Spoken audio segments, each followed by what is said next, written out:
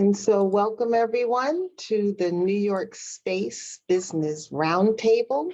We are super excited today to be having this roundtable featuring New York. So obviously this is our hometown event, so we're really excited to have a great bunch of panelists. I want to give some quick housekeeping notes while we're here. You are all on mute. You are not able to unmute. However, the chats are open and you are welcome to put any ideas, thoughts, conversations, questions in the chat. We welcome that. At 1 o'clock, the program will be officially over, but that is when we open up the space and make everybody able to mute and unmute at will so that they can ask questions. It is an audience participation segment.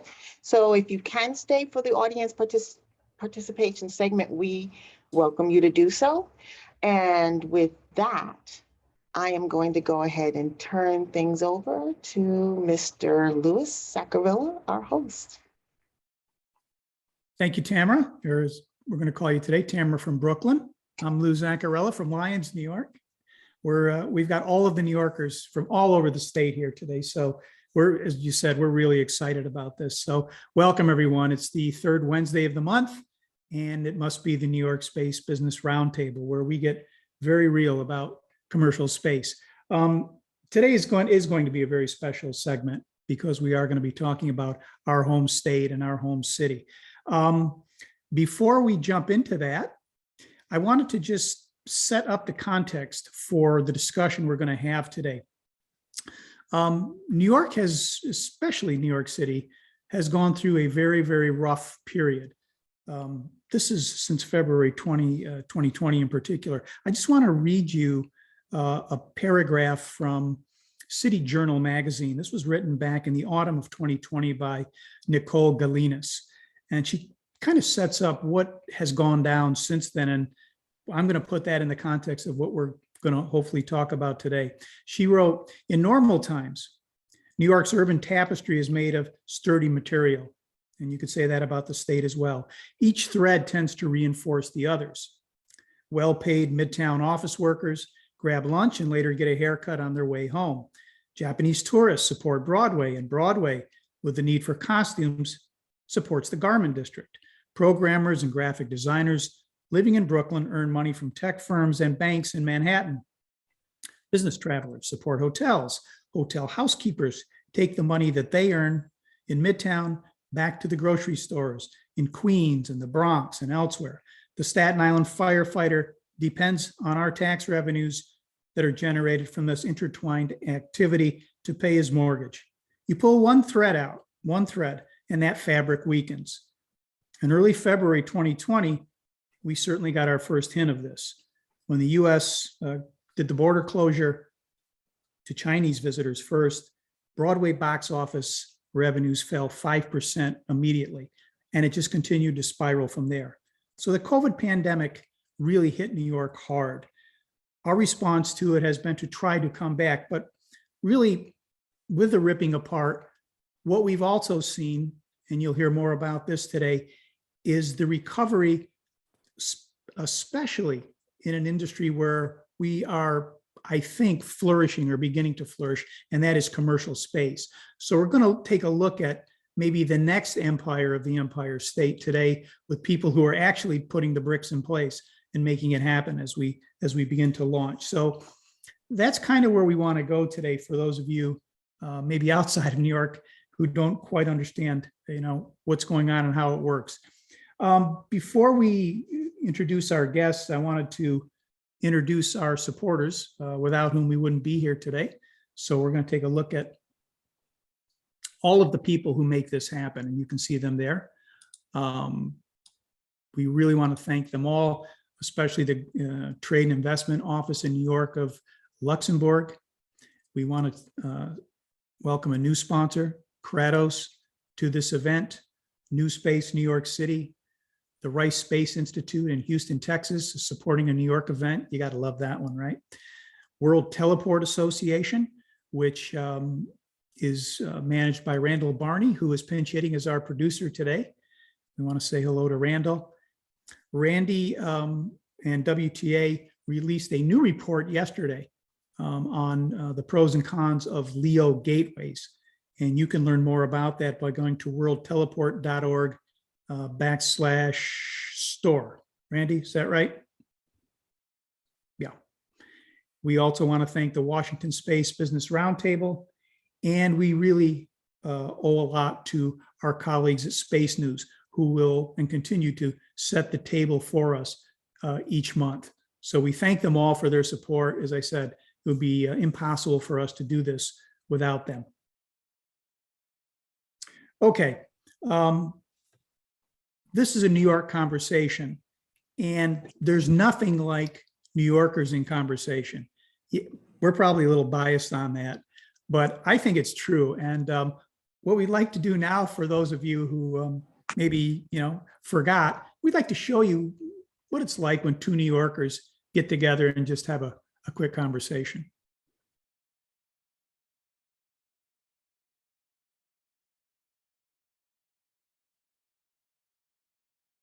Pausing. We need to share sound.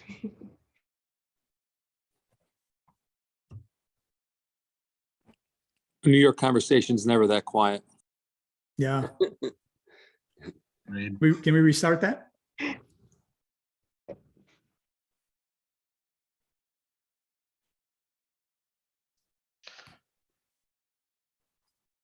How do you share sound? Okay. So under share, when you click on all right. When you click on share at the bottom left, I got share it. sound optimized for video.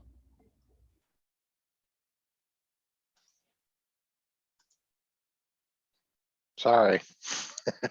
Thank you, Randy.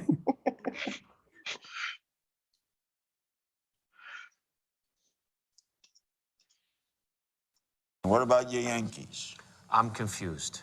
Me too. What they get, they win cheap. It's. I was talking to somebody from the team. I said, I just want to quote you something from one of my uncles who used to say to my mother, spend $1. We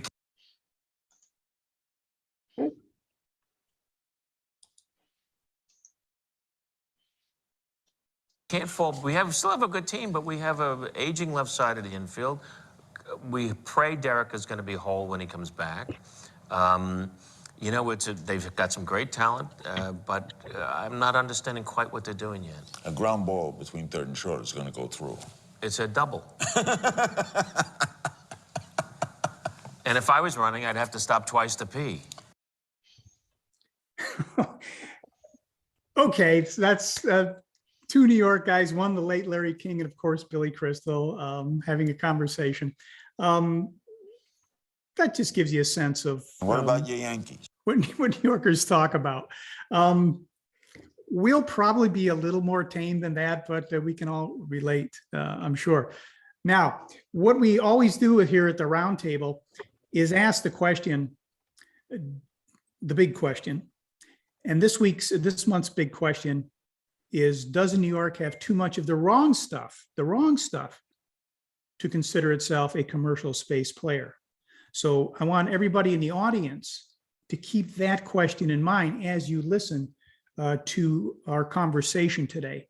Now, somebody may make a case in the opposite direction, but let's really ask this question right now, because New York is certainly not considered a space power, at least in the public perception.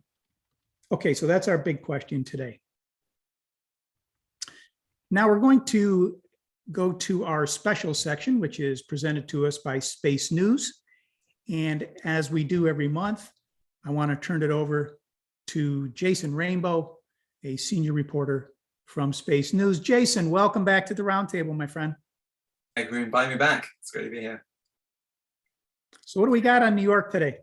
Well, yeah, so New York isn't known as a space power, but it is a space finance powerhouse. And investors based here, particularly those in private equity, are increasingly getting involved in an industry that is rapidly expanding. As part of a wider trend in the sector, we've also seen a surge of space companies going public in recent years. And of course, many of those have been listing on New York stock exchanges to expand and scale up their businesses.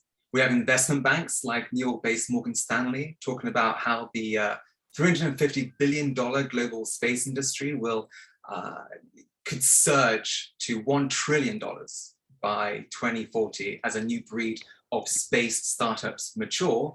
However, compared to Florida, California, Texas, and other parts of the United States, there aren't as many space companies and their employees choosing to be based in the state. And so a lot of the money being raised in New York is ultimately getting invested outside the state. So why is this? And what can be done here? I'm delighted to introduce Patrick Chase and Evan Lerner, who co-founded EMPI Space last year, which is a nonprofit dedicated to analyzing, supporting, and promoting New York's space economy. Patrick was born and raised in Rochester, New York, and has been fascinated with space since reading original Star Trek novels as a young boy. He has a BA in political science from the University of Rochester with experience in political communications and field work. Evan is an aerospace engineer, born and raised in New York City. He was introduced to space and engineering at the Bronx High School of Science, later earning his bachelor's and master's in aerospace engineering from the University of Michigan. Welcome both. Thank you. Hello, everybody. So Patrick, let's start with you. When people think about New York and the space industry, other than financial services, some might struggle to see a direct connection here, but that's not exactly fair, is it? Could you talk about some of the contributions the state has made to further the space industry that some people might not be aware of? Absolutely. First off, I want to thank SSBI for granting us the opportunity to speak today. We're very happy to be here. And one of our priorities is to kind of spread that message that New York does have good space bones, so to speak. It all started all the way back with Charles Lindbergh. He conducted his transatlantic flights from Long Island, which led to New York being an early hub for the aviation industry, which then became a hub for the aerospace industry, which led to the Apollo lunar landers being constructed here on Long Island, which is a fact we don't think many New Yorkers are aware of, especially this day and age. There is still a significant aerospace presence on Long Island with companies large and small contributing to NASA missions. NASA has a presence in the state. They have the Goddard Institute at Columbia University. There are other universities that participate in NASA missions. Cornell has been involved in a number of Mars missions. University of Buffalo has a nanosatellite laboratory. So there is a lot of good work being done in space. It does tend to rest a little bit lower. It's not as prominent as it is in other states. It tends to be a little bit more fragmented. Like a lot of industries in New York, I'm from Rochester, we're all familiar with the story of Kodak. Many other upstate cities have similar stories of kind of manufacturing decline over the last couple of decades. It's a similar reality with the aerospace sector in New York. So while we're not a top, 3 or 5 state, we're not a bottom 40 state. We see ourselves as kind of a 10 to 20 state. We have good resources here. There are breaks in the loop that need to be connected, but it is possible for New York to kind of raise its prominence and raise its role in the broader space economy with some focus and some dedicated attention. Right, and EMPI Space recently put together a report that gives a really good snapshot of current space activity in the state. Evan, at the risk of breaking this webinar, are you able to share a slide you showed me earlier that gives a breakdown of finance companies, academics, and civics? Good, fantastic. Evan, you're on mute, Evan. Yeah, you guys can see this? Yeah, I can hear you too now. Yeah, that's brilliant. Lots of information here, and this is just part of a very comprehensive report that you put together. Evan, would you like to maybe walk us through some of your key takeaways, perhaps something that surprised you as you were putting this together? Yeah, sure. So I think Pat touched on a lot of the key points here. Some things that haven't been touched on, I guess some of the bigger takeaways as well. I think first I want to call out, we only have four of our segments in here. This isn't everything. We just covered the 4 most important ones and the 4 most prominent. On the finance side, you touched on this, Jason, but New York is a powerhouse for space financing.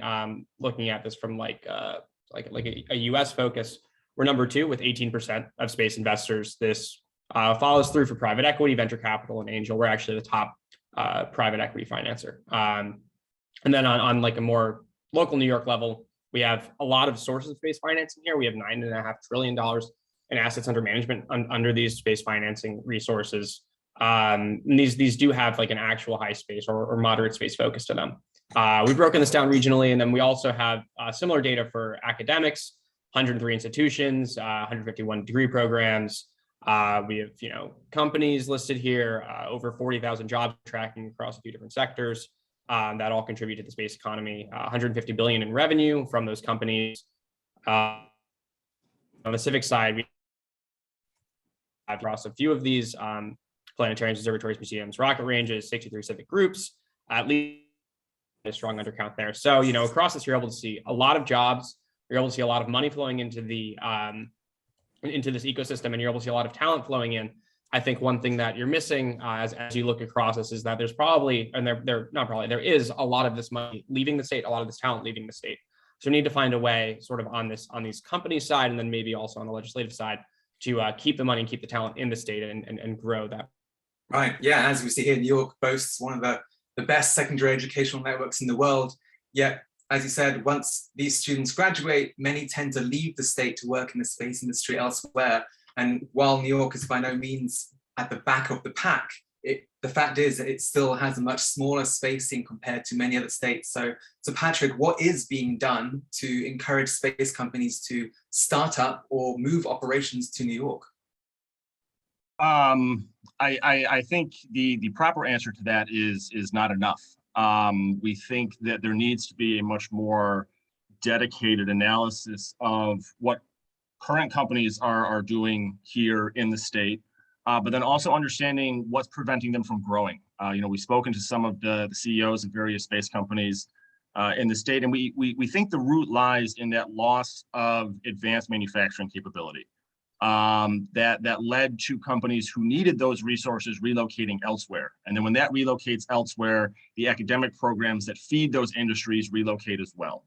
And we believe that bringing that back or kind of growing that segment requires that kind of dedicated analysis. You need to have a statewide picture of who's doing what where, who needs what where, what barriers exist.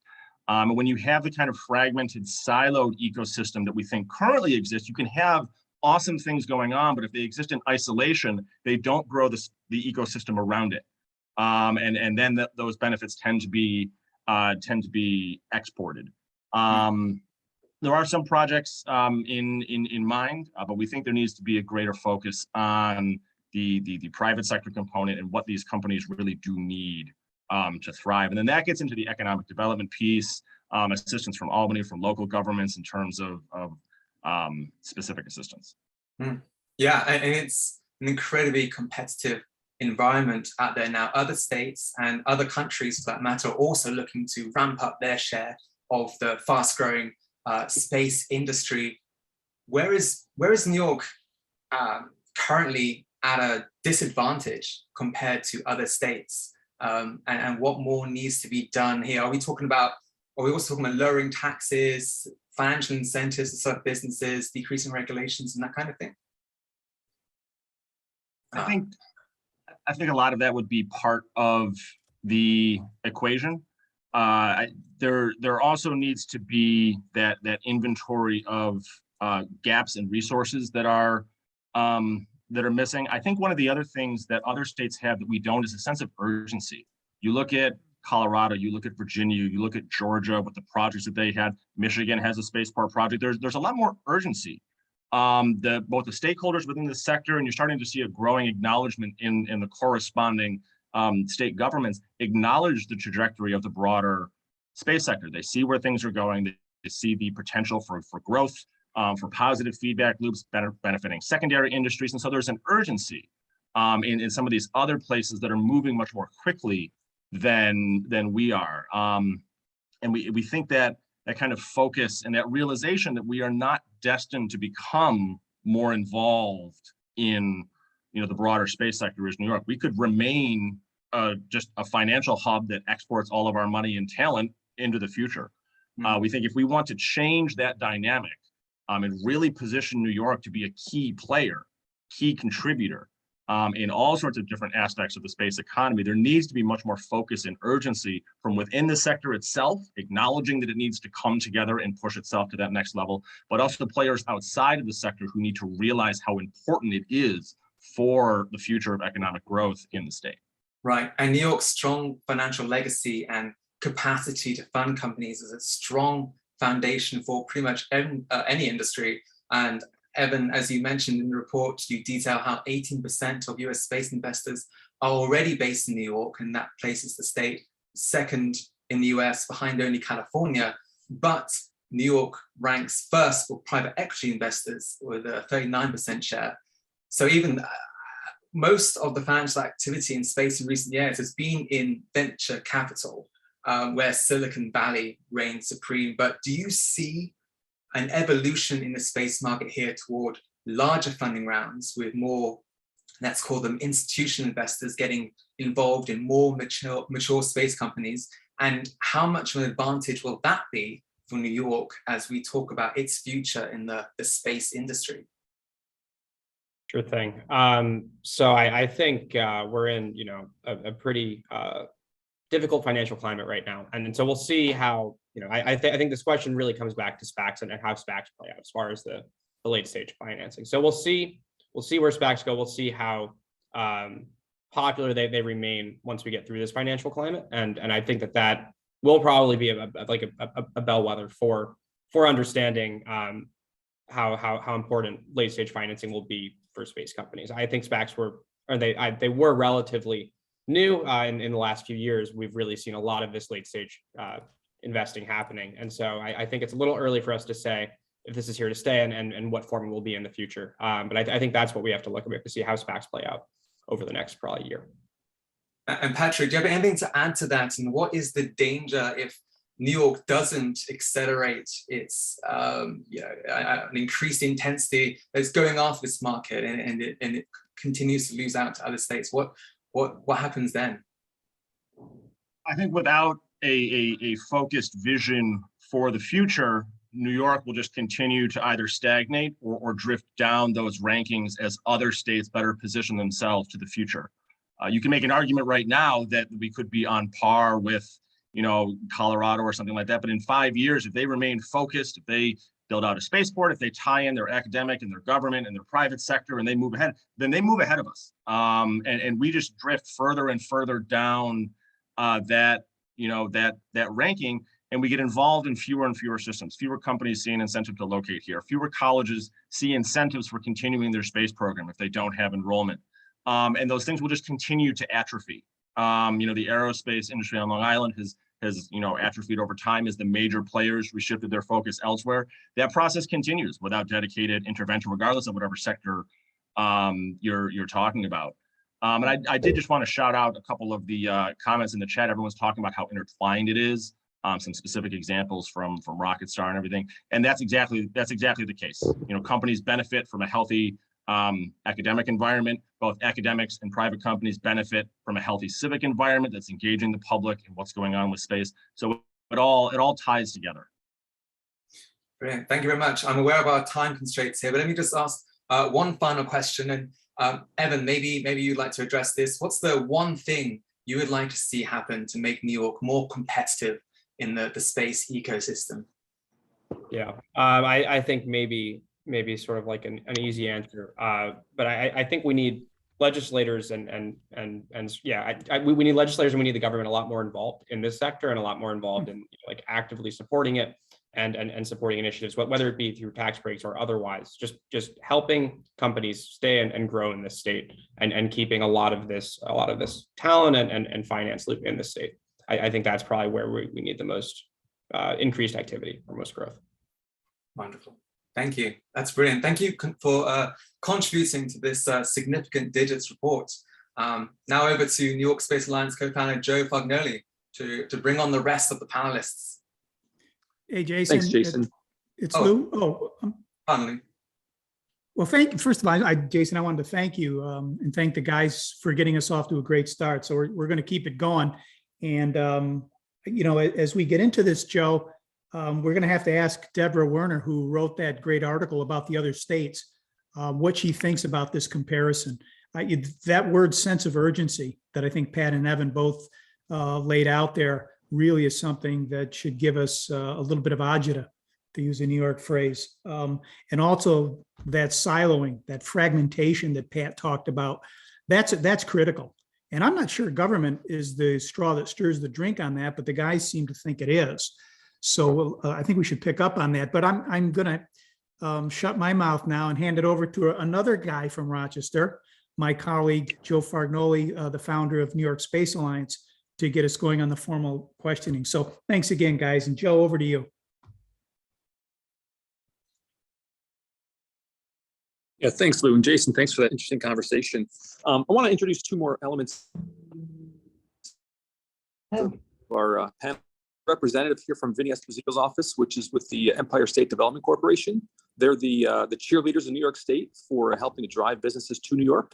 And also Will Porteous, who is a genuine venture capital guy with RRE Ventures out of New York.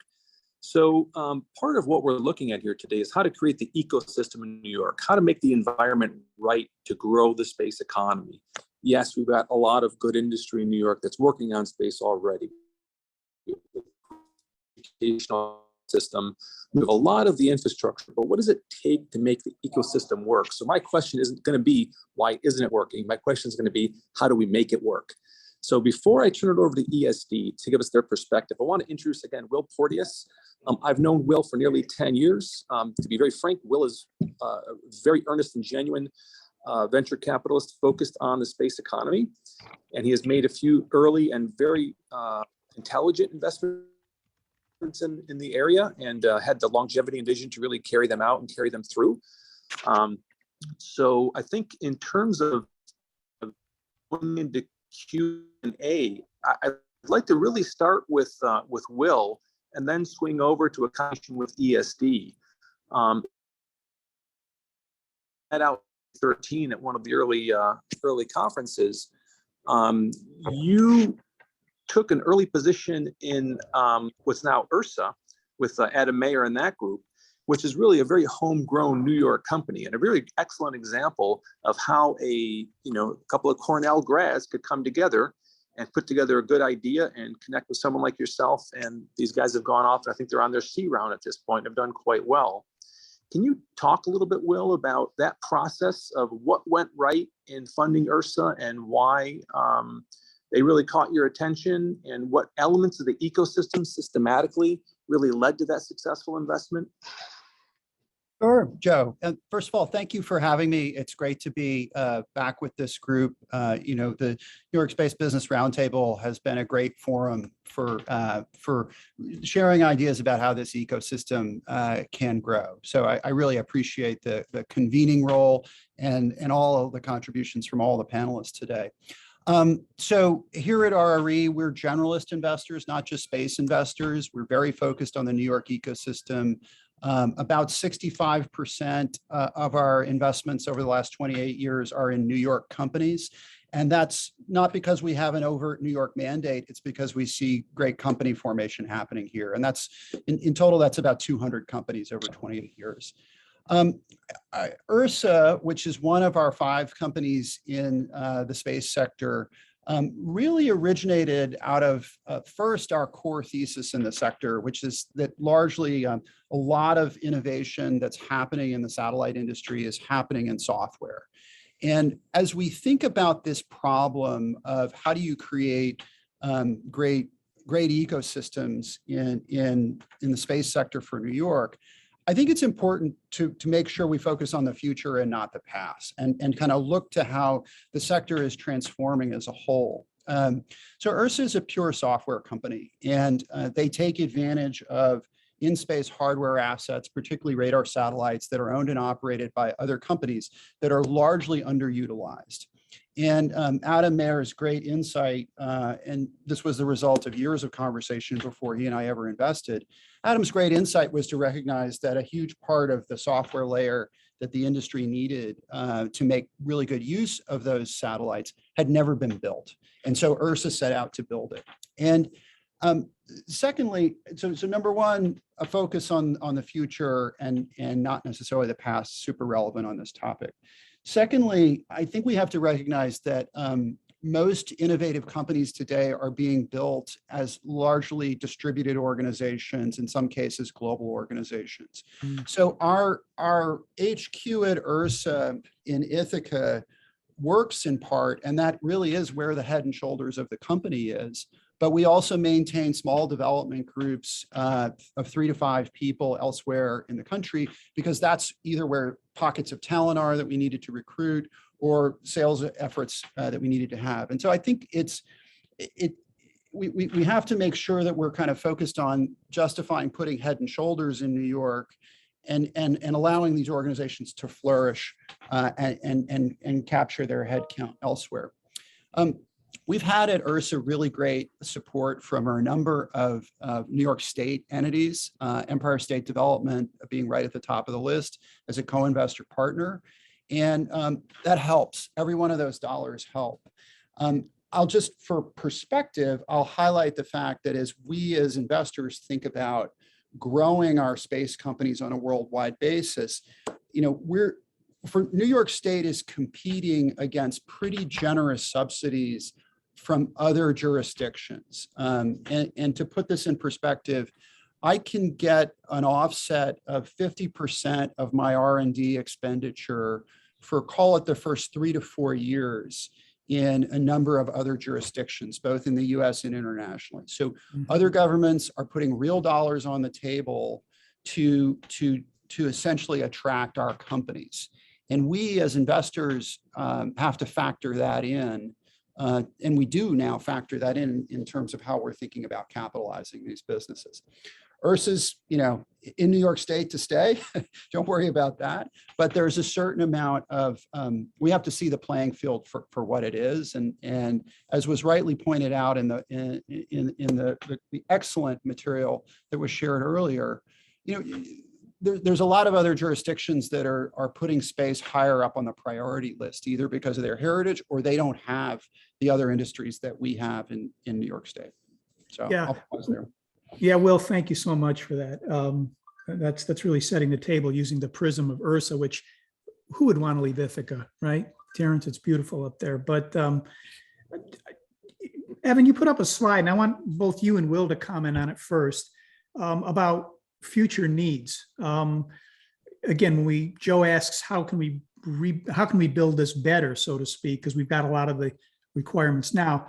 You had indicated that some of the future needs, including manufacturing and R&D needs, and greater nuance and specificity to databases. 2 questions. Evan, or Pat, what did you guys mean there? Was there something specific? And then Will, when you looked at that slide they put up there, how did you respond to it as an investor? So let's go to the guys at Empire Space first on that one. Evan, you want to take that? Sure, I can. So you asked 2 questions there. You asked about 2 pieces of the data. I only caught the second one. You're asking about nuance in our data sets. So I can answer that.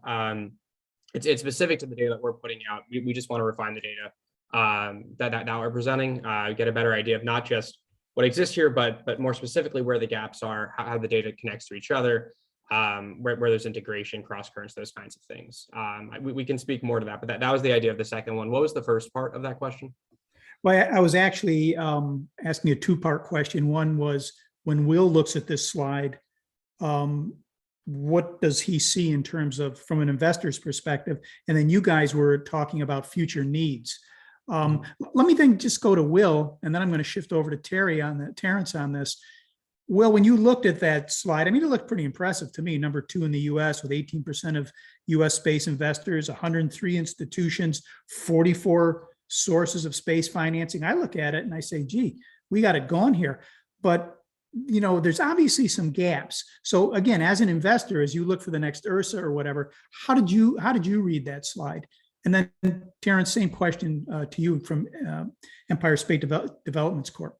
perspective. So Well, I got really excited when I looked at that slide.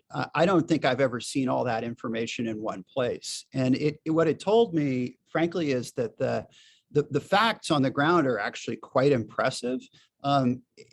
What's needed perhaps is a little bit more of a packaging and a little bit more storytelling around the history of the industry in New York State, which is you couldn't replace the facts if they weren't already there, but it turns out the facts are there to make a really good case for New York's leadership in the sector. And you know, a little bit of what I think is lacking is just pure geographic clustering. You know, there is the Long Island issue. I was in California over the weekend, and I was out at Edwards Air Force Base, and you know, you step off the base, and just on the other side, you know, across the road, you see all of the test facilities for people who are working on new aerospace platforms, new propulsion platforms. They're all lined up there together, and the free flow of talent between those companies and those communities, I don't see as much of the New York analog to that, and that will give people a focal point. And I've spent a good bit of time with our friends in Luxembourg who are growing their own space cluster very effectively, and they're looking towards the same question: how do we create the right sort of campus-like environment so there's a free flow of talent? And I'll end with the suggestion that a lot of what I think we want to stimulate here is the adjacent movement from academic settings towards aerospace. You know, a lot of the future capability that we're looking for comes out of AI, machine learning. In the Earth observation category, it comes out of computer vision. And literally going from the data science lab at places like our great New York academic institutions and making sure that those people are seeing the opportunities in the new space companies. It's almost, I think, as simple as connecting those dots, because those are talented grads who can go a lot of places. Many of them would love to work on space data sets that are right here at home. They just may not know that they're there. yeah, thanks. Thanks, Will. And again, connecting the dots, as simple as connecting the dots, you said, not so simple, right, Terrence? I mean, what he's really describing is what Patrick and Evan have cited as sort of a weak ecosystem, siloing, that kind of stuff. He's absolutely right that you need clusters, because people will go where other people are that they can do business with, that they can do R&D with, that they can export over to. Deborah wrote 3 years ago about AI. I don't know if it's filtered its way into the ecosystem here, but as you look at some of the issues from the perspective of Empire State development, how does this ecosystem come together? And is it a problem? Is it something that we need to do? Do we need to build a spaceport, for example? Well, thank you for having me here. And Will, thank you for your kind words for Empire State. We like to think we're a good partner, so appreciate that. And both Patrick and Evan, I really thought your presentation and information is very, very interesting. So Lou, to your question, and Will had said this a little bit, in that we don't brag about ourselves very much in terms of what the state can and has. So, you know, I'm biased, right? But New York State supports a vast ecosystem of resources that fuel growth, innovation, competitiveness, and the Division of Science, Technology, and Innovation within Empire State funds programs and assets to drive technology development and job growth. So we have programs that that need to be either promoted more, because as I find companies in the state that don't realize all the assets and capabilities that they can draw upon. I mean, NISTAR brings a little over $50 million to fund 70 centers across the state. You know, there's 15 centers of advanced technology. There's 14 centers of centers of excellence. And these deal with, you know, advanced materials, clean energy, nanotechnology, microelectronics, and I could go on. So one of the things we need to do is be able to promote and within the state that there are these capabilities, so that these startups have resources to grow and bring their technology and capabilities, you know, to market. But I agree with you that connecting resources or states, and some regions have a core competency, right? Rochester is imaging, photonics, and optics because of the history of Kodak and Xerox and Bosch and Lomb. So you look at those mini ecosystems and how does that help the space program? It's not always building a rocket as much as, I think of the BASF commercial, when we don't build your products, but we make your products better, or it was something like that. So, and I think New York State is in that mode where we definitely have capabilities, assets, resources that can help the space program, but it may not, turn into rockets being launched off of Long Island. Yeah. Gee, that's unusual to hear that New Yorkers are shy about bragging. It's like, when the hell did that start? It might be an upstate, downstate thing. I just wanted to piggyback off of that really quick. Yeah. That we kind of adopted the state's regional framework when we broke out all of our data sets. All of our data sets are sorted by all 10 regions. It's the same metric that the state uses because we found that was a very helpful way to localize things, for people to realize that it's not all just New York City or Long Island, that things are happening in your backyard, and to identify those kind of regional clusters, Buffalo, Rochester, Syracuse, Binghamton, Albany, what's going on where, so those local kind of regional players can become aware of who else is in their neighborhood, and then that will promote the networking that leads to the growth in those clusters.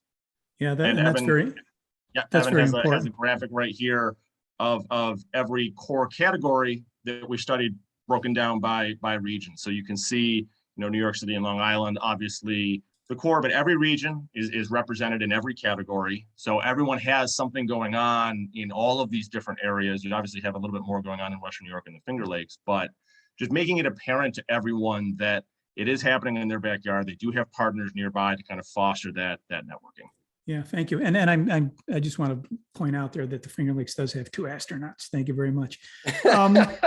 Deborah, we heard about a sense of urgency that other states may have that we don't have. I'm also hearing that we don't have what the Dutch actually call the triple helix, where the government, the private sector, and the academic sector actually work together to form a new sort of economic structure, a new economic core. It doesn't sound like we have that if the reports and your colleague Jason are right, but do us a huge favor.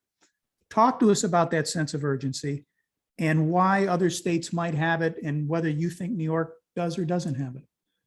Well, one thing I'm struck by, so I'm based in San Francisco, and it's a little bit similar to California's problem. When you have many successful industries and the government and much of the private sector is not focused on space. In some ways, they don't need to be. However, if space is growing the way we expect it to, it might be foolish not to look ahead and not to prepare for that. So you see states like Colorado and Florida and New Mexico, Virginia, offering financing, establishing the clusters that Patrick talked about. Whether those become spaceports that launch things to space or not, they provide manufacturing facilities, testing facilities, much of the capital intensive facilities that startups can't afford to have on their own. So they're enablers. They're enablers, and they bring people together in these clusters, working together. Yeah, this is for Will and Terrence, just to pick up on what she was saying. Is that the proper role for the government in New York State to be doing those things? Should we mind that? And then to Pat and Evan later, do you have any significant evidence of that? Will? I mean, Proper I would role love for the government. I would love to see it. I see other governments taking that view and prioritizing space as one of the industries that they want to stimulate job growth and value growth over time with a very kind of subtle, well, not so subtle level of encouragement in terms of job subsidies, selecting a campus area and trying to attract companies to it. I see other governments doing that. I think Deborah's characterization, though, broadly speaking, is exactly right. You have so many other industries leading here. We may be kind of, unfortunately, getting lost in the noise at times. We do have, I think, really good crossover here from the finance sector to the space industry. It's worth taking a moment to note that it's just hard to raise money for space companies in any environment, even in the most recent environment. And I think New York has made a lot of contributions in this area that are perhaps less obvious in terms of operational capability, but have had huge balance sheet implications in terms of the growth of the sector. And I think we're going to see more and more of that. We're essentially in a period of time where we're inventing some much better space businesses than have existed in the past. Better from the standpoint of shareholder returns, better from the standpoint of the impact on employees and customers and stakeholders. We're actually in the midst of really reducing the volatility of the space sector as a category for investors. And that's a contribution that's coming out of the finance component right here in New York. And it's a bunch of firms here that are doing that work. But I would love to say I'm driving out to the New York Space campus today, and I'm going to see 10 companies that are coming out of the incubator, and I'm going to go see our friends in Corp Dev at 2 or 3 powerhouse companies. I would love for that to be true. Yeah. Terrence, why isn't that out? Why isn't he driving out to Suffolk County today to see that? Well, Deborah said it, and it is very competitive from state to state in attracting these companies for, in this case, the space industry. And I couldn't agree more. I think, it's a partnership, right? It's not just the state government, it's the federal government and it's academia, it's major corporations that are also, pool together and attract the resources and the capabilities that, startups or small and medium-sized manufacturers that want to play in this space have that funding resource to do that. It's education. I mean, it's all over. Each component, I think, is an element that attracts a company to come to Rochester or to come to New York State and set up camp. Yeah. Joe's Fargnoli was having some trouble with his internet connection. Joe, are you back with us yet? He's on mute. Joe? Yeah, I guess not. I don't think so, though. Okay. I had a couple things I wanted to add to that, if that works. Please, Evan. Yeah. Then I want to ask you a question as well. Sure. So I think there were 2 things I wanted to go back on that we've been talking about so far. First, I think Deborah made a fantastic point, with the comparison to San Francisco and also, largely California, where, and I think we're able to sort of extend that and think about states that have had space activity and what are the best comparisons there. I think as far as something to strive for, we could, instead of looking at San Francisco, we could look at something like LA, still in California, still have, a lot of successful businesses and a lot of successful industries, but they have an extremely strong space industry there. And so you're able to look at an example like that and say, how can we reach something like LA, or even how could we start off trying to get closer to something like San Francisco and then reach something like LA? And what does LA have that's growing that space industry there? So that's one thing I wanted to go back on. The other one was hey, Evan, that's a cultural issue, right? If you get there first and you continue to do it and you're successful, and Deborah can correct me if I'm wrong, you build a legacy. And so things begin to form around it. So you're saying they have like a first mover advantage. I would agree with that, but I think that you don't have to be the first mover to create that kind of network and create. Yeah, you anticipated my question. Yeah. How do you not need to be the first mover? Yeah. I don't know if we want to continue that. There's one other thing I wanted to say as far as like the government involvement and how to easily weave this into our government program so far.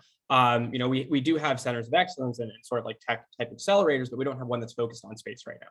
We're heavily focused on things like nanomaterials and that kind of stuff, but we don't have anything that's really geared towards space. So that'd be very easy to weave in if we chose to have like a center of excellence, let's say in Long Island or somewhere like that, where there was sort of already, some activity that we could weave into that and sort of build out from there. So I think it'd be pretty easy in some ways to fit this into our programming already. That's great. Deborah, best practices then, picking up on what the guys have just said. When you hear what you've just heard about New York State and you refer back to the work you did for your February 2020 article called State Fight, do we resemble Washington State, for example? Are we now able to build based on some of the things that, again, Evan just laid out, for example? Are there any best practices? Yeah, I see Washington State is an interesting comparison because they do focus on their universities and an entrepreneurial culture and finance. But every state is doing what New York is doing. They looked at what they have to offer, and then they talked to the people they would like to attract or encourage if they're already there, and figured out how to connect those two. What's missing? What can we do to help you? There was a really interesting conversation at the recent Space Tech Expo in LA about Launcher, which moved from New York to Hawthorne, California. And basically, somebody said, why would you do that? And the CEO said, lower cost of the facilities we needed for manufacturing, but mostly the talent pool. Okay. Pat, you had a legislative insight that you might want to share on that. Yeah, well, we were talking about the role of government, and most people here, I don't even know if any of the panelists here would know, but in 2018, there was a bill introduced in the Assembly to form a task force to study the New York State space sector. Would have had an appointee from the governor, someone from both chambers, both parties. It would have just done kind of an overview, pretty much what we're talking about here, what's going on, what's needed for the future. This was in 2018. It was introduced by a Democratic Assembly member from Queens. It was bipartisan. It was multi-regional, which is very unusual for Albany. But it never got voted out of committee. It never made it to the floor. It never came up in any subsequent sessions. And that's really the only significant legislative effort. But we think about what could have happened if that had passed. If the state had formed a task force all the way back in 2018 to ask some of these questions, how much further along would we be now in this moment? What networks could have been put in place? What funding sources could have been put in place to grow the space ecosystem here, 4 years ago? And we think, while government isn't the driver, it would be very easy for government to, whether intentionally or unintentionally, become an obstacle. So we think government at least needs to be informed. Legislators should be aware of the parts of the space ecosystem that they represent. They should know about the power and the impact of the space sector. So even if they aren't in the driver's seat, they're not unintentionally throwing up roadblocks that are, preventing growth. Terrence, I've got that just tees it up for you. Can you respond to that? So I'm with Patrick on this. The state, well, what Evan had said, maybe there should be a center of excellence or a center of advanced technology with the focus being on space, or some type of New York consortia together that brings these subject matter experts in to understand what we can do. But again, I'm coming back to the centers of excellence and centers of advanced technology and the incubators and accelerators and other assets that New York State brings. All of those nanomaterials or, any type of technology that the New York State is investing in through these centers, don't know specifically, but they have applications to the space industry. So we're sort of a great supply chain, if you will, to some of these other companies that are, more focused on the space program. So the state has its role for sure to play in attracting and understanding what opportunities there are. I couldn't speak to the bill that was presented in 2018, but for me personally, it's a shame that it didn't live to see another day. Yeah. Tamara, this is usually the time where we go to Joe to summarize the first 3/4 of our conversation today, and then start handing it off to the audience for questions. Joe, are you back with us yet? If not, maybe we can go a couple more minutes. Oh, there you are. Yeah, I am. Thanks. Sorry, that's a little tech problem. Can you hear me okay? So far, so good. Okay. Yeah, I just want to thank everybody for a really robust conversation here. I think Empire Space really laid out for us the fact that when we're objective, when we sit back and we look at the facts, we do have a lot of the right stuff going on. That Will Porteous's discussion showed a pretty bright example of smart investing in New York State, not all of which has been in space, but a significant amount has been. And companies like Ursa have done very well. So it can be done in New York State. And it's also great to hear from the Empire State Development Corporation because the support of the state has been there and is there. In my personal opinion, all we're missing is the will and the recognition that we can be a great state for promoting the space economy. The right stuff is there. And it's forums like this that allow us to come together and really recognize that and plan intelligently. And if we're thinking about a Center of Excellence for Space, I will promote Buffalo. John Chrysidis over at UB has done a great job of promoting their space program, and they've attracted a good bit of AFRL funding and are an excellent candidate for a Center of Excellence. Go UB, if you don't mind me saying. So I want to thank everybody for really the excellent conversation here, because really it all comes down to, do we think we can be that space powerhouse? There's anything Colorado can do, we can do better as far as I'm concerned. So it all starts by building that common vision. Absolutely. Thanks, Joe. And we'll get on to the big question shortly. Geez, we got so many more questions. We probably are going to need to do this again. Maybe Empire Space will join with us and we can do this once or twice a year. Yeah, good. And we'll get Deborah back and everybody else. But we're going to continue here shortly. I just wanted to do a little bit of housekeeping while we've still got folks with us. So Randy, if you can put up our future events slide. And by the way, thank you, Pat, and everyone for responding to all the questions that are coming in online. In July, we're going to take a little bit of a different approach because it's summer, we're going to relax.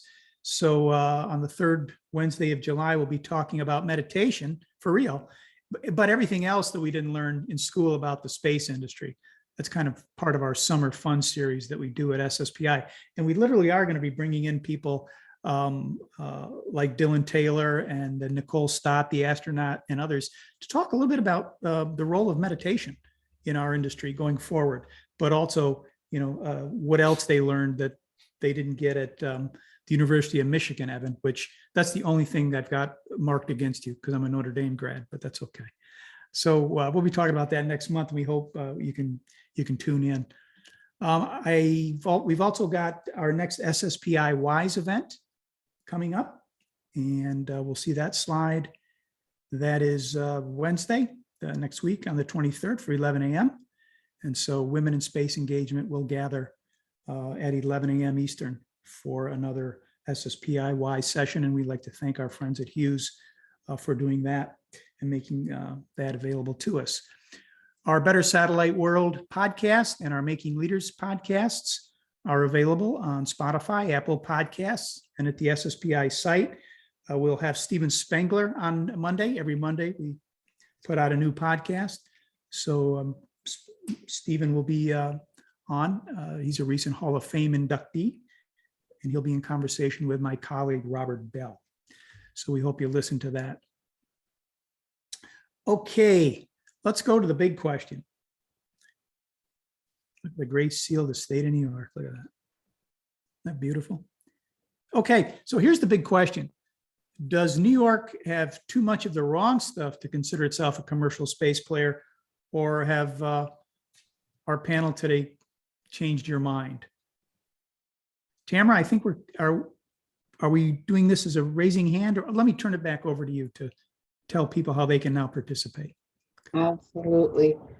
So I'm just going to add myself for a brief moment while I'm chit-chatting. I'm also getting ready to make it possible for everyone here to. Okay, while you're doing that, you're from Brooklyn. Did you have a question? Do we have the right stuff? I'm from Brooklyn, and so of course we have the right stuff. So see, we're not. When did we stop bragging? Short answer, but I did have a question, as a matter of fact, and I'll just throw it out there, especially to our numbers guys over there. I have a more soft question, which is, so I'm from Brooklyn, right? And so there's all sorts of ways that Brooklyn is massively different than the Brooklyn I grew up in. And there's all sorts of ways that it's very, very much the same. There's a hometowniness about Brooklyn that I'm very familiar with, and everybody in New York kind of understands their space in New York. What I don't have from growing up in Brooklyn is a sense that I belong natively to the space industry. And so my question is, how do we make that more actual for not just our politicians, but for native New Yorkers? How do we own the sense that we belong to this industry? There's a lot going on in Brooklyn, from the Brooklyn Navy Yard to just the native intelligence of the borough itself, just the sheer density. Empire Space guys, you want to take a pass? I was at going to that, or say someone, I Yeah. forget who used the word earlier. It might have been you, Will, storytelling. I think we don't do enough of that in New York. Storytelling about our accomplishments, our history, but then also, you know, articulating a really inclusive and uplifting vision for the future. You know, New York is an incredibly diverse state, linguistically, ethnically, background where people are from. So we have an ability here to make, you know, the space ecosystem here very, very welcoming and inclusive. There's a lot of great DEI initiatives that we're hoping to amplify moving forward. And that all wraps into that storytelling. You know, what story are we telling? And it's not always necessary. It is necessary to tell that story to other people, but sometimes we have to start with telling that story to ourselves and making sure that New Yorkers are aware of how awesome we are in space. You know, I'm sure if we ran a poll, most New Yorkers are not aware that the Apollo lunar landers were built here. right in Long Island. Yep. Yeah, the awareness isn't there. And then when you have that awareness component, when people realize how close it is to their lives, when they realize that space is happening in their backyard, that their friends work in space and are interested in space, it becomes much more real for them. They realize that space is part of their story as well. And I think it could really contribute to that needed positive future vision that the state needs after Lou correctly, you know, noted the rough couple of years that we've had. Will, you want to add to that?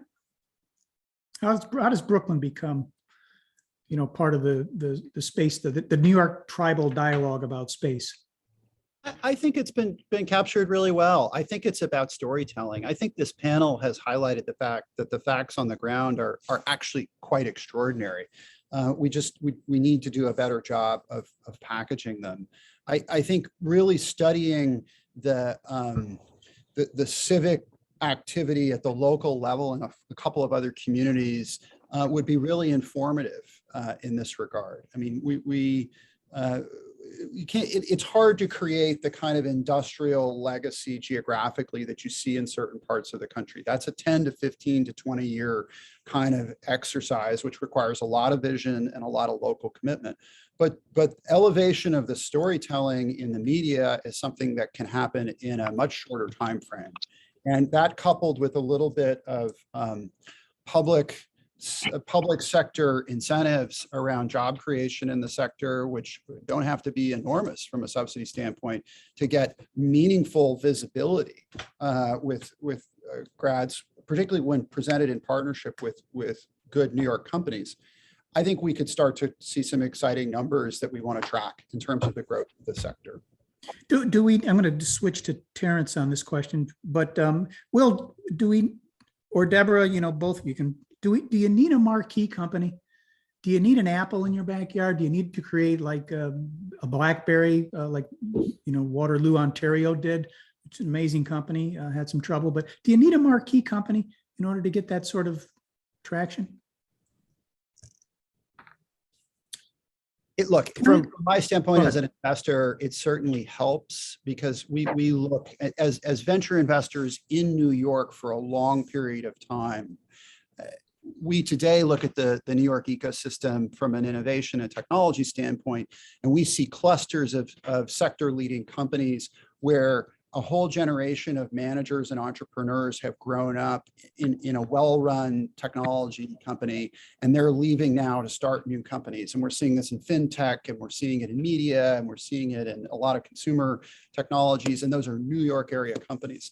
I think that one or two things that scale up and get to the level of thousands of employees in the New York market would by definition become an anchor company for this ecosystem. But we're in the midst of starting to grow those companies here. Yeah. So that's a matter of time as much as anything. Deborah, any the marquee idea? Do we see it in other places? Is it necessary for you folks in the media to cover us more seriously? I think it's definitely a draw for companies. I talked to Brownsville, Texas, Oh, yeah. and as soon as SpaceX came in, it attracted all kinds of companies, large and small suppliers, to an area that was not at all busy in the space sector before that. So it helps. Yeah. Terrence, question to you. I mean, we've got, Governor Hochul is running for election. She's a Western New Yorker. Joe is talking about Buffalo. There's a lot of great stuff going on in Buffalo. But again, nobody knows about it. Everybody thinks about Buffalo the way they thought about it 25 years ago. But Buffalo is really a town on the ascendancy. Is the governor sort of thinking, gee, maybe we can populate the state with these kinds of clusters to stimulate growth? Do you know? Well, absolutely. She is from Buffalo, so we have, a governor that is understands and sensitive to Western New York. But I want to pick up a little too on what Will and Deborah said. You'd love to have it. I mean, you pick one of the largest companies in the world, right? Apple. Yeah, we'd love to have Apple in your backyard, or SpaceX come in.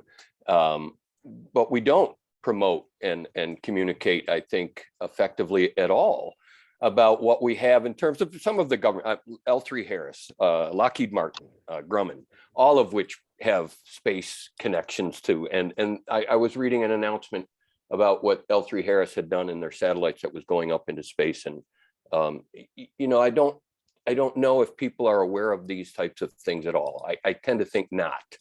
And that's a shame, right? So it is a way to brag about what we currently are doing in the hopes that more companies will see these types of technologies and capabilities and then say Rochester or New York is the place, or Buffalo is the place to be. Right. Tamara, do we have any hands up? Because I'm going to start calling on some people in the audience here, because people have really been contributing a lot on the chats.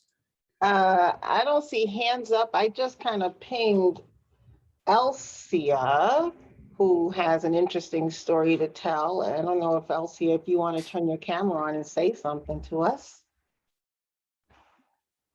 Elsia? Let's see if I see you.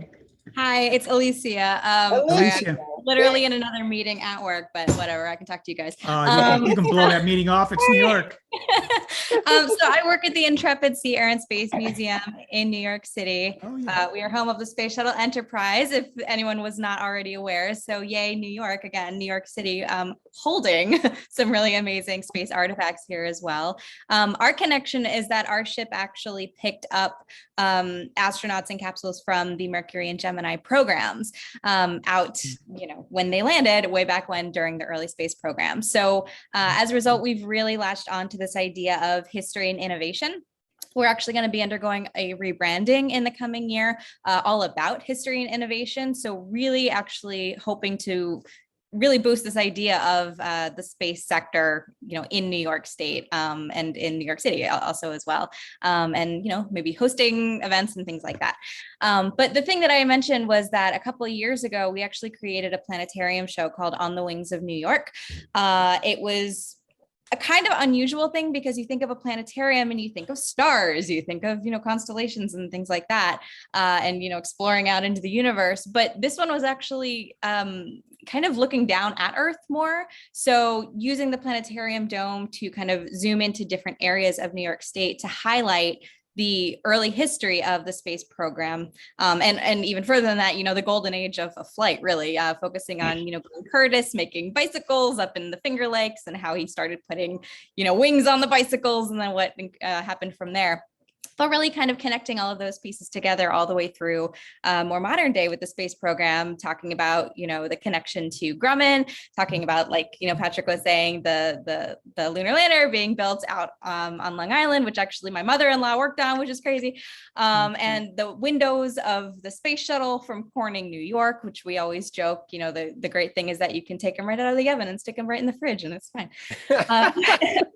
So there really is just this amazing history in New York State that people just have no idea about. They're so used to seeing the flashy stuff down in Florida, which of course it is very flashy and exciting. And also, you know, out with what SpaceX is doing. And now, of course, Boca Chica is all in the news. And why not us? I don't know. I'd love to be able to, you know, hop in a car and go see a launch on Long Island or, you know, I don't know, upstate somewhere. How cool would that be? So yeah, I don't know. I think it's so important for the civic sector to be telling that story. That's kind of, I think, what our job is in this. You know, we launch straw rockets. We can't launch, you know, real things from the back of our ship, but Not on 12th you know, Avenue. No, you can't do that. yeah, might be some issues with that. But being able to at least, you know, launch the stories through that regard.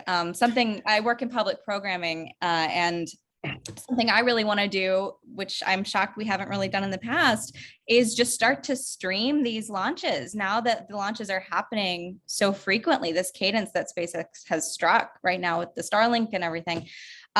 Just starting to stream it in our Space Shuttle Pavilion. And if you have a visitor, you know, young visitors, very exciting, they just happen to be strolling by and be like, oh, this is live right now. You're actually watching this go up. Or not go up, you know, if something, you know, is scrubbed. So just kind of building the enthusiasm at a young age. And also, again, just reminding people that this is our history too. And you never know who's walking through there. There could be some, you know, big funder who would be like, oh, I had no idea. This is cool. And then start to look into that more. There could actually be a Will Porteous walking through there. How about that? We'd love to have Alicia, you. Thank you. Sure. Yeah, we'll actually be coming to you guys. I know you and Joe at the Space Alliance worked together on programming before COVID. So when we start going back live in the fall to do events, we're going to be in touch with you. But where can people get more information quickly on the Intrepid Museum if they want? intrepidmuseum.org is our website. And we do lots of programming. We do lots of virtual programming ever since the pandemic. Our most popular thing actually right now, we have a monthly program. We've partnered with NASAspaceflight.com on their YouTube channel. So it's every month. Now we have a program called Virtual Astronomy Live, where we bring in people from SpaceX, from NASA, we had Blue Origin on a couple months ago, all sorts of different, you know, people from the industry coming in, talking about all kinds of themes. So the one coming up now is actually not this Sunday, but the next Sunday is music in space. We're having Katie Coleman on, talking about playing flutes in space and all that stuff. So Very cool. Wide variety of topics, right. and you can check that out on our social as well. All right. Flutes. We've got meditation next month. So we're very. We we're had moving Nicole Scott ahead. on actually 2 months ago too. Yeah, she's making great. rounds for sure. Yeah, she is. She's got And a Mike book out. Massimino, who is of course a New York-based astronaut himself. That's right. He works with us as well. He's our And he's another character. He could have been in that conversation with Crystal and King years ago. I've got to get to Michael Porcelain. He's got his hand up. Thanks, Alicia. We'll see you soon. Sure. Michael? Sure. Hey, thanks. Pardon me for being camera shy. I'm just not in a good area. So one thing I just want to say is, first of all, this is our first meeting, my first meeting or participation in the program. And I think what you guys are doing is a great thing for not only the space industry itself, but New York, which is where I'm from. I'm currently the CEO and president of Comtech Telecommunications Corp., which is a publicly traded company based on Long Island. And, Sure, you know, of course. again, just sort of commenting on a few things from our perspective that I think I would reinforce is, first, I think we as an industry here in New York, we don't do a good job of talking about all the good things that we're doing. We could share some of that blame ourselves being a publicly traded company, but I think for us, the biggest obstacle we see is with the lack of support that we see from our federal, local politicians. I use that phrase, or senators that are in the Congress, that are on the committees that actually fund and can direct spending when there's a big bill.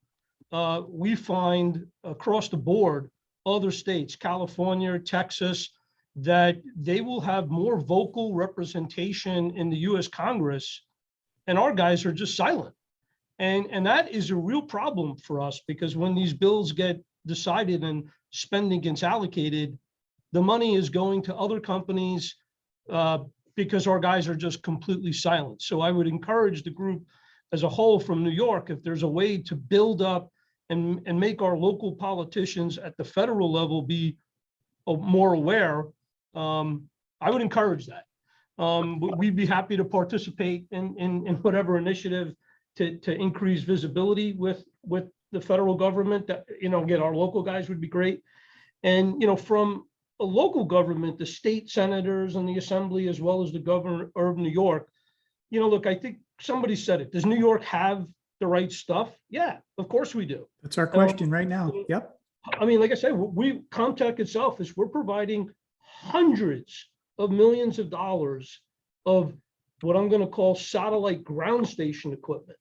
So the satellites that, people are talking about that can't get launched and they can't communicate if it wasn't for our equipment. And for us, there's another company on Long Island, Frequency Electronics.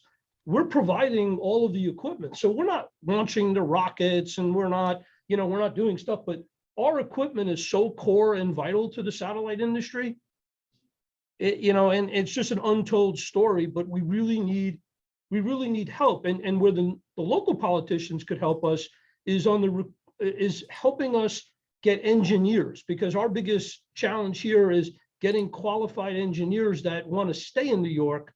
And with everybody working remotely, when you want to build equipment, you need people in the ground in the facility.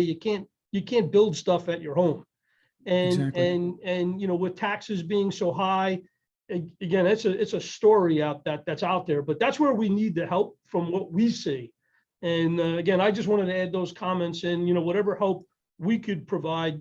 Paul Scardino, who's on the call from Comtech, I'm on the call. Whatever, if you guys think we could help, we'd be happy to have a separate chat with you guys to figure out a way to continue the good work that you guys have started. Well, thank you, Michael. And Comtech is a great company, actually. And Paul's, a great, good friend of mine, great guy. We want to ask him what's going on in Long Island. So you've answered part of that question.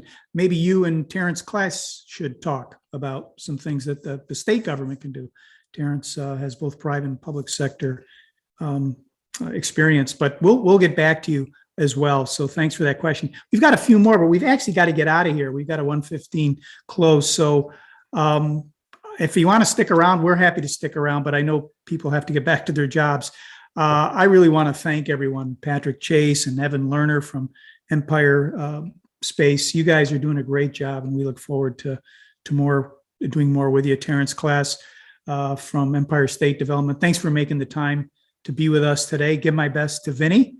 I know he was also going to be with us, but we got you. We actually like you a little better, but don't tell him that. Will Porteous, always great to see you. Always great to get inside your mind. I mean, you are one of the guys who makes this industry tick, and you've done so much over the years, and we really appreciate your voice here. So again, thanks to you and our RE Ventures for letting you be here. Deborah Werner, the great reporting you've done on this subject, I'm sure will continue. Again, February 2022 issue of Space News, you have to read what she wrote on this. Your colleague, Jason Rainbow, who always kicks us off with significant digits. This is not the roundtable without him. Also want to thank Randall Barney from World Teleport Association, who was loving everything that Michael said about the ground segment, because Randy knows that you have to aim up to get to those satellites, and you don't do it without a teleport. So Randy, thanks again, and thanks for pinch hitting as the producer. Tamara Bond Williams from Brooklyn, our producer, who makes this thing really, really happen. Thank you again for your hard work to set this up for us. And thank you so much for that map. It's just too bad there's clouds over the Finger Lakes today.